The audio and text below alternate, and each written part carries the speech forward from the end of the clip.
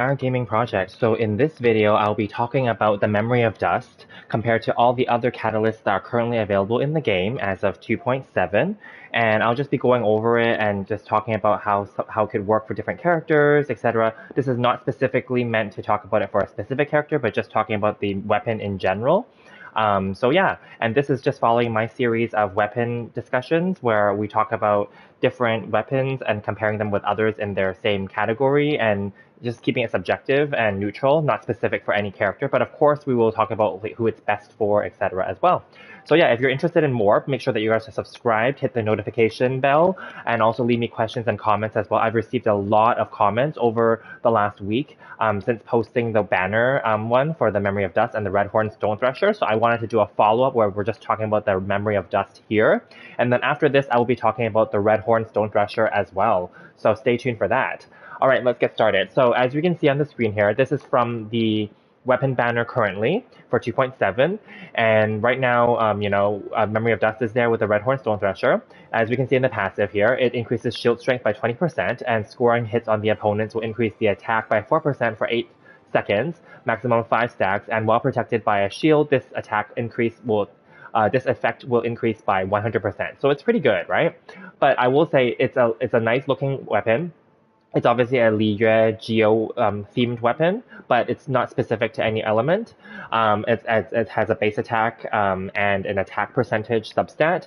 So I would say this is a very universal weapon, and this would have been a pretty good weapon early in the game, like way back, like over maybe almost 2 years ago when this game was released. But obviously now 2 years later, this weapon has obviously no longer been favored by many people, and this is no longer a must-have weapon at this stage moving forward, okay? So I will say that you can skip this weapon, but if you have it, don't feel bad because this weapon is still a universal weapon. It is still pretty decent, okay? It's in line with the Unforged Claymore, which I do own as well.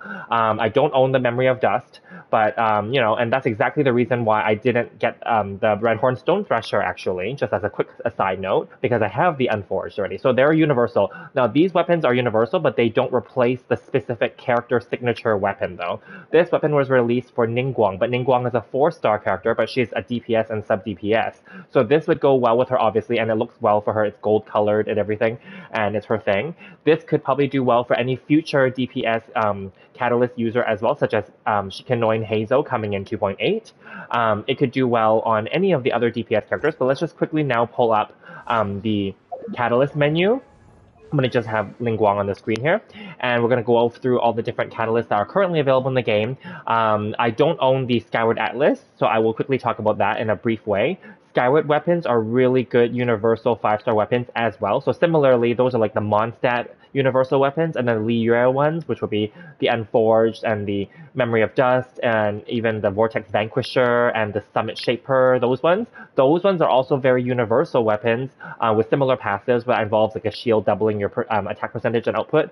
Those are all very universal for the Li Yue side, right? Now, I don't think that they did that for Inazuma, I don't believe that they have like a universal 5-star collection for the Inazuma weapons. I mean, I could be wrong, but I don't think so because the 5-star weapons here are not universal. They're more specific for the characters like this, and even like the Engulfing Lightning, etc. So yeah.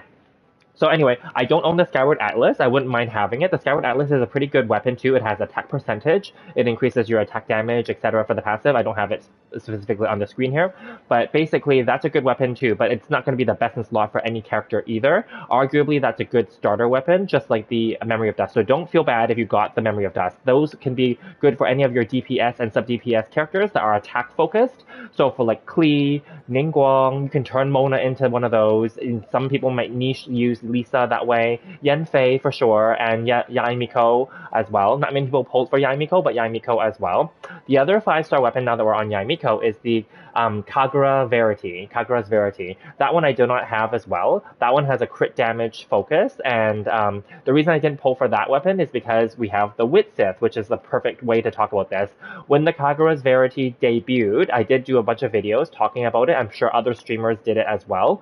But basically, the Wit Sith is a really good option for Yaimiko, and again, similarly, attack-focused, damage-focused characters that use catalysts. because as you can see on the screen here, the Widsith has 3 potential options whenever the character enters the field, and those are all good, especially if they are an elemental user. So I wouldn't say that it's the best. Like if you got the elemental mastery one for a geo character, that would be wasted. So that's one that's not good for geo characters. But the other two, as you can see, elemental damage and attack percentage or attack, those ones are universal. So this is a great alternative, and that's why I did not go for Kagura's Verity. So yeah, so that's how it would go. And then now moving along, as you can see, we can quickly go over this. The Everlasting Moonglow is a very specific niche weapon. It has HP percentage, it has some healing aspect to it. So obviously it's only good for people that you want, or characters that you want to heal with, and especially it's obviously Kokomi's best weapon. And then like her 4-star version, Barbara, would be okay with that too, of course, right? And then similarly, like some people may have put this on like other characters that they want to give a little bit of healing to, but you don't need to do that because this weapon is not a must pull either, because there's the craftable prototype Amber, which can turn any of the catalyst users into a minor healer, if in fact. So this is a good weapon too for also Kokomi and also for Barbara. All right, so then moving along, what else do we have? So we have now, in terms of the 5 stars, we have the Lost Prayers, and this is a great weapon. Technically, this is Klee's weapon, but I don't know if she's going to be re-released with a newer weapon in the future. This is her 5-star signature weapon, and this is her crit rate bonus because she has, obviously, she's attack focused, and this is a really great weapon for her and her 4-star counterpart, Yanfei. I already recently did an updated review for Yanfei, check it out.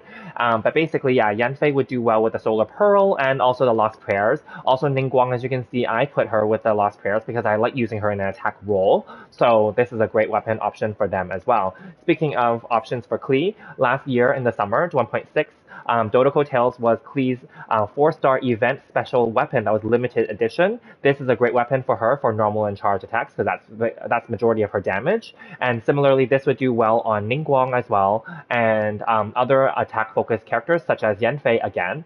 And any future attack-focused character, maybe Shikino and Heizo, this one, Dodoko Tales, I'm thinking about leaning towards giving this to Shikino and Heizo. Of course, we don't know enough about him yet, but I'm leaning towards giving this to him because I have this sitting here. It's level 90, it's R5 from the event, so I might as well, right? The other option I might give Shikanoin is I might give him a Widsith. I have a second one down here that I haven't leveled up yet, so that's also an option. Or maybe I'll just give him this one from Yaimiko and switch her to this because I don't really use her. Either or, right? All right, so moving along, we did recently get, a few patches ago, we got the Oathsworn Eye. This is very comparable to the Memory of Dust. It's an attack percentage substat, and in the passive, there is an energy recharge aspect to it too.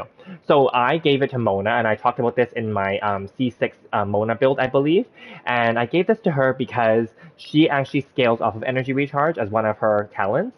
So that's why I figured this is better for her, and she does well with attack percentage as well, so that's great. So that's why I gave it to her. However, this is in itself a very universal weapon, and this was an amazing catalyst that was free that we got to R5 from that event. So this was a great weapon, okay? All right, and then moving along, for the Inazuma Craftables, we have the Hakushin Ring. This is a very specialized niche weapon, but this is also not a bad option. As you can see, I gave it to Lisa because it has an electro-related passive. This could, again, go well with other characters too, especially if you're setting them up in a taser team. People have tried this out on Kokomi to turn her more DPS-like.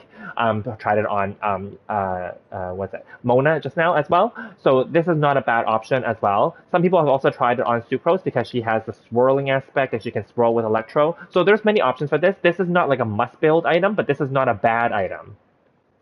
Okay, moving along, Mapamare. So then there's Elemental Mastery. This one, and we'll just talk about it in turn with like the Sacrificial Fragments. These are both Elemental Mastery. As you can see, this one has more Elemental Mastery but lower base attack, and this one is the opposite. It has more base attack and less Elemental Mastery. These are both very good for animal characters specifically. So Sacrificial Fragments is best for Sucrose, and I would say Mapamare should be okay too. And again, if you want to turn your future Shikano and Heizo into someone that can help with Elemental Mastery and reactions, I think that's a great option as well. So right now there aren't any other major characters that can do many reactions. I mean, you can definitely put these on a Hydro character as well, perhaps, or even Lisa. I've seen that as well, and that's fine too. And then I think moving along, Barbara, Thrilling Tales is an awesome 3-star catalyst. I think it's the best 3-star catalyst in the game because you can use her for her healing here, for her HP percentage scaling, and then you can swap her out quickly and give someone else 48% attack bonus for the next time they come on. So that's great. Blackcliff weapons are a staple placeholder that you must have, must build, in my opinion. But I will say the Blackcliff agate is not as useful as the others, only because we don't have that many catalyst characters that can actually utilize it. Also, the passive is unstable because you have to kill kill enemies in order to get the stacks up. And if you're fighting like a boss or an elite enemy, it's just a solo enemy, you won't get any stacks. But it's a good stat stick. The Frostbearer, I'm building it as you can see, and it's a craftable from the Dragonspine region. Now, this is not a must-have weapon. However, I didn't mind building this because the passive is actually very interesting, and maybe in the future we're going to get some cryo catalyst characters that could utilize this even better. But I can see this being used on other attack-focused characters as well that want a little bit of a cryo-like damage. So this could be interesting. I'm just saying interesting. I don't know yet to try out on Shikanoin as well because he's animal and he can swirl with potentially the cryo crystal or the cryo fragment that drops. Favonius Codex, obviously Favonius is like the 4-star, version of like Skyward weapons in my opinion in many cases, and it's very universal. As you know, in the trial dungeons, many of the test characters always use the Favonius weapons, so I feel like this is not a bad option as well to build. And as you can see, I'm out of boredom. I'm starting to build these other weapons. So yeah, we're slowly building and using my resources. That's what I'm doing. But anyway, let's just get this back on track to the Memory of Dust. So how does the Memory of Dust stack up? I'm not going to do it like a tier list here, but I will say the Memory of Dust, as you can see, is very universal. It will fit in alongside many of these attack-focused weapons, but it will not surpass any of the actual 5-star attack-focused weapons. Like Lost Prayers is better than that. I feel like it's probably equivalent or on par with the Skyward Atlas. I don't own either, right? Definitely it's attack focused. So, but I will say it's not a must pull because there are 4-star weapons that are just as good. Dodoko Tails, I know not everyone has this, so that's an option. But Solar Pearl you can get from the Battle Pass. I know that would require you to pay, but Battle Pass is an option. But there is the gacha weapon, the Wit Sith, and this is a staple for many battle-related focused characters. And of course, there is the Frostbearer and also the Blackcliff as well.